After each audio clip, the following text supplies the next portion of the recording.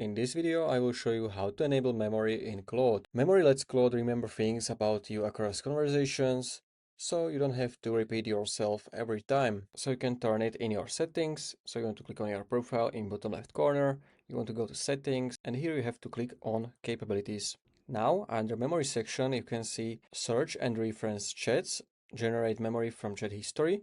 And we want to turn both things on because the first one is going to allow Claude to search relevant details in the past chats, and the generate memory allows Claude to remember relevant context from your chats. When this is on, Claude can look back at your previous conversation to give you more relevant answers.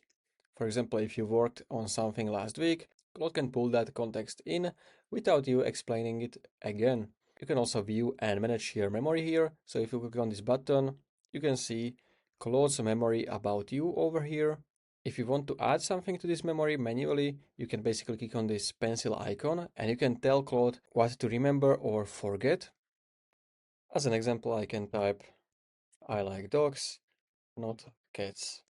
Now if I press enter, this is going to be saved to Claude Memory, and the Claude will know this thing about you, that you like dogs and not cats. You can also import memory from other AI provider. So if you used ChatGPT in past or Gemini, you can import memory from those AIs to Claude. If you click on start import, and you will basically paste this prompt in ChatGPT, and then you will copy the answer from ChatGPT and you will paste it here, and then you click on add to memory. And that's basically all for this video. So if you found this video helpful, consider subscribing for more tutorials like this one.